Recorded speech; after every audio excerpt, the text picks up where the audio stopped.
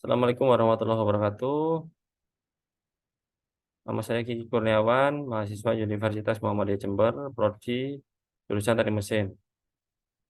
Di sini saya akan mencoba untuk mempresentasikan eh, mengenai merokok pintu masuk untuk penyalahgunaan narkoba jenis ganja. Nah, ini untuk memenuhi tugas dari mata kuliah Pendidikan Anti Korupsi dan Anti Narkoba ya.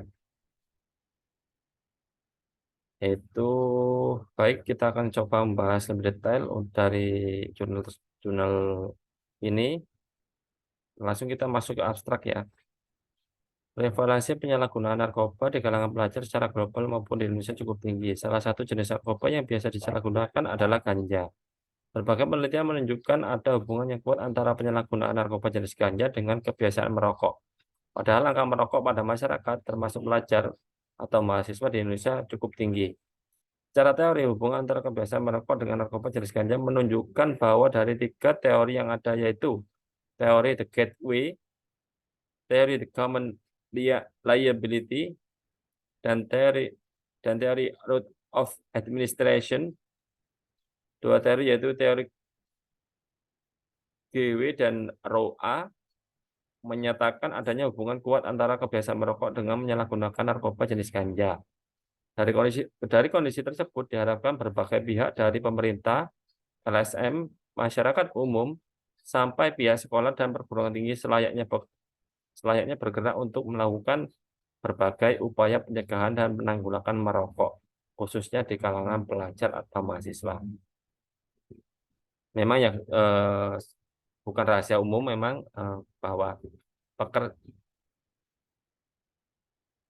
mahasiswa atau pelajar di Indonesia ini memang bukan rahasia umum lagi bahwa mereka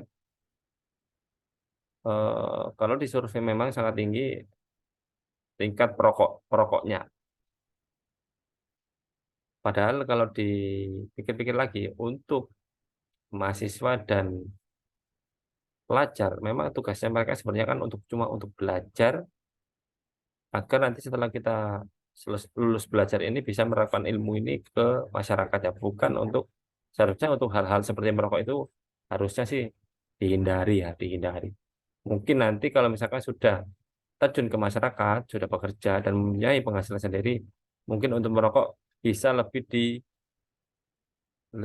di ya ibaratnya di apa namanya dimaklumi lah ya, karena mereka sudah bisa menghasilkan uang sendiri, jadi bisa untuk membeli uang rokok itu sendiri. Jadi misalkan mereka mau membeli ya biarkan ya, dari uang uang mereka sendiri ya, terlepas dari merokok itu merusak dari segi kesehatan ya. Memang baiknya sih kita tidak merokok meskipun kita sudah bekerja, lulus kuliah atau masuk sudah bekerja. Memang baiknya kita tidak merokok ya, untuk kesehatan kita dan keluarga kita seperti itu. Kita lanjut ke pendahuluan. Data survei di berbagai negara menunjukkan bahwa penyalahgunaan narkoba adalah persoalan besar.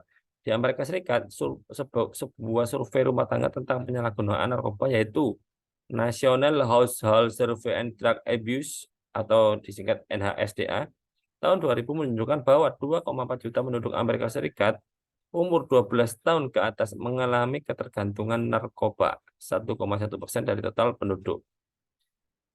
Di antara jumlah tersebut, 1,9 juta penduduk Amerika dikelompokkan dalam ketergantungan narkoba dan alkohol, 0,9% dari total penduduk. Laporan itu menunjukkan bahwa di antara orang dewasa yang mengalami ketergantungan narkoba, pada survei yang dilakukan, 10,2% di antaranya pertama kali mencoba ganja pada umur 14 tahun atau lebih muda. Hanya 0,2% yang pertama kali menggunakan ganja pada umur 18 tahun atau lebih. Memang kalau di Amerika Serikat memang pergaulan memang sudah bebas ya. Untuk mencari barang-barang seperti itu mungkin ya tidak sesulit di sini. Jadi ya efeknya ya anak-anak di bawah 14 tahun sudah menggunakan ganja seperti itu. Kita lanjut, penyalahgunaan narkoba menimpa banyak kalangan dari orang dewasa hingga pelajar dari mahasiswa. Khusus di kalangan pelajar, penyalahgunaan narkoba secara global kondisinya sungguh memprihatinkan. Ya, memang secara global ini memang sangat besar ya, sangat besar ya, untuk datanya ini ya. Kita lanjutkan proyek. Kita lanjutkan di sini ya.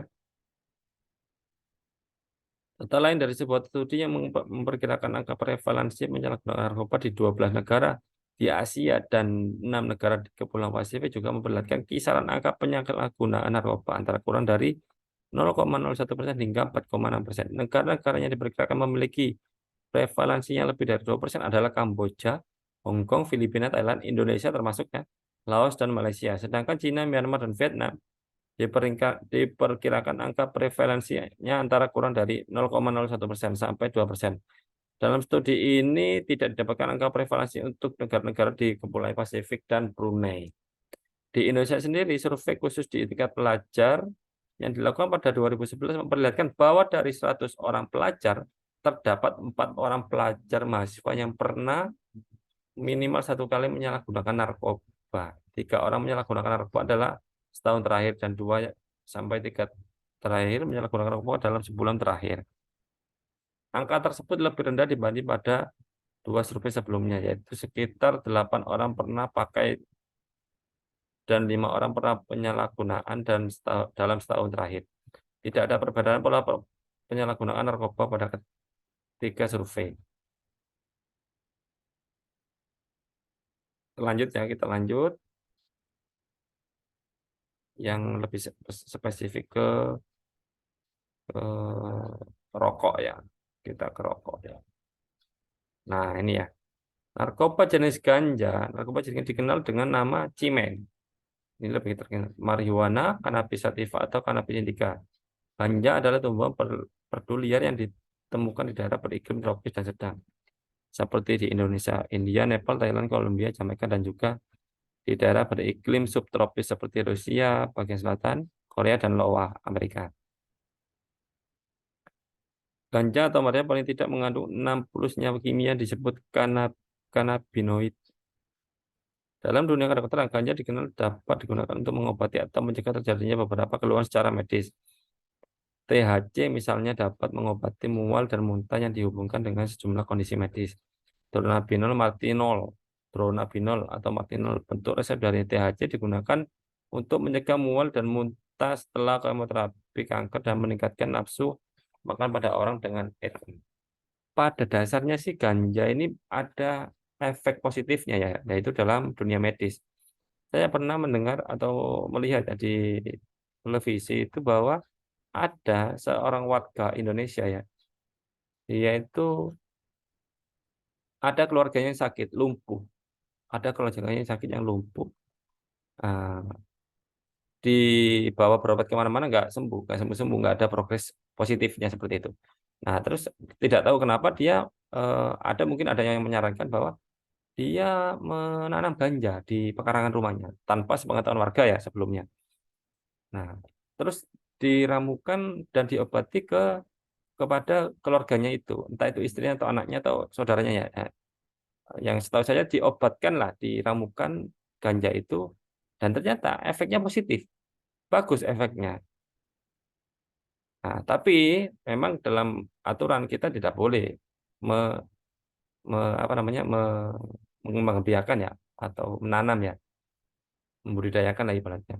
Nah, tapi efek positif ada, sebenarnya ada efek positifnya. Namun setahu saya kemarin itu ada tetangga yang melaporkan itu jadi disita oleh aparat berwajib pemerintah. Nah, terus keluarganya itu tidak yang awal mulanya diobati dengan ganja itu ada efek positif, ternyata setelah tidak diobati dengan ganja, maka akhirnya terus menurun kondisinya, kesehatannya terus menurun dan akhirnya setahu saya terakhir itu terus menurunnya bukan belum sampai meninggal sih. Nah, terus menurun. Nah, berarti ganja ini sebenarnya ada fungsi dan manfaat positifnya dari ganja ini. Tapi memang tidak boleh digunakan secara bebas ya, tidak boleh digunakan secara bebas. Nah, bentuknya seperti ini ganja itu seperti ini ya. Nah, ini perilaku merokok di kalangan pelajar mahasiswa. Memang tidak usah disurvei lagi, udah. Kalau Indonesia memang terkenal apa namanya para pelajar atau mahasiswa itu rata-rata itu merokok. Ya itu memang tidak memang suatu lingkungan itu mempengaruhi ya, pengaruh banget untuk lingkungan itu perokok itu. Data lain juga memperlihatkan bahwa persentase perokok yang aktif di Indonesia mencapai 67% laki-laki dan 2,7% perempuan dari jumlah penduduk. Data tersebut juga menyebutkan bahwa 84% orang dewasa terpajang asap rokok di tempat umum, 78,4% di rumah, dan 51% di tempat bekerja. Jadi di mana-mana ini asap rokok ini ada.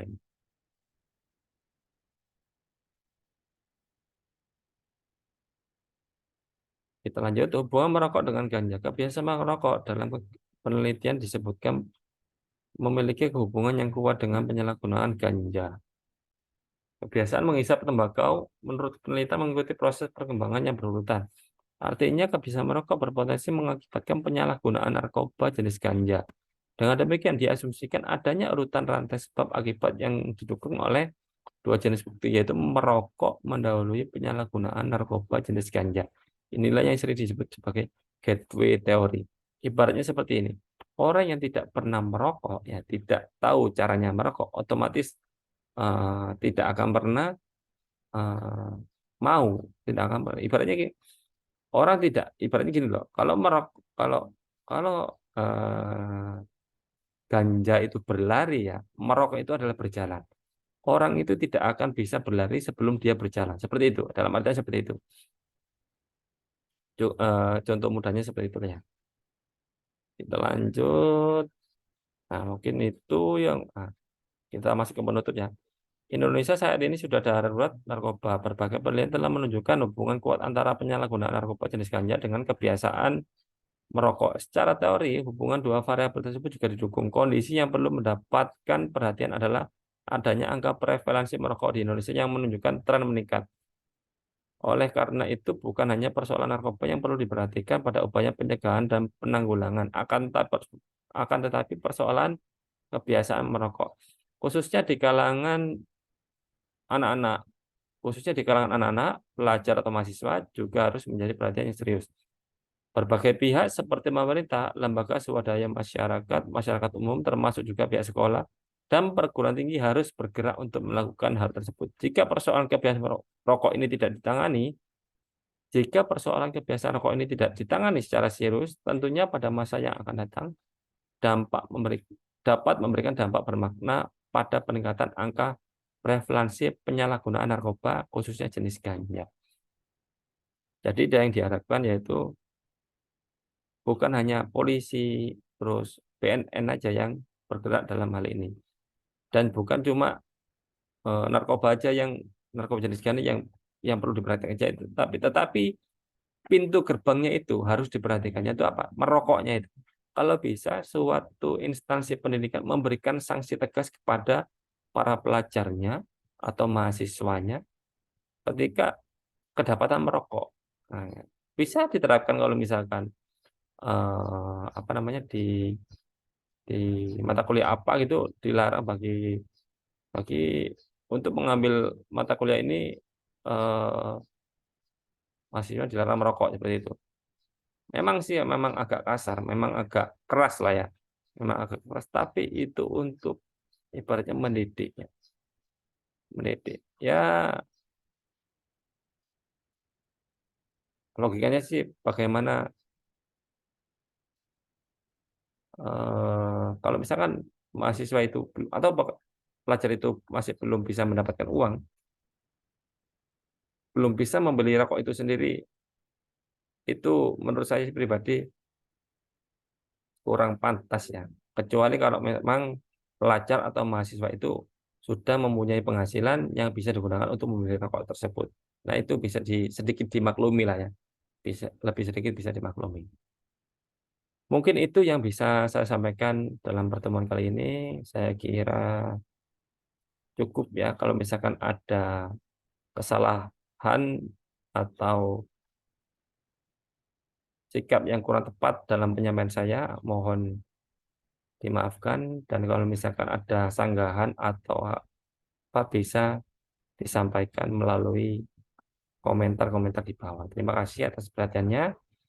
Saya akhiri, wassalamualaikum warahmatullahi wabarakatuh.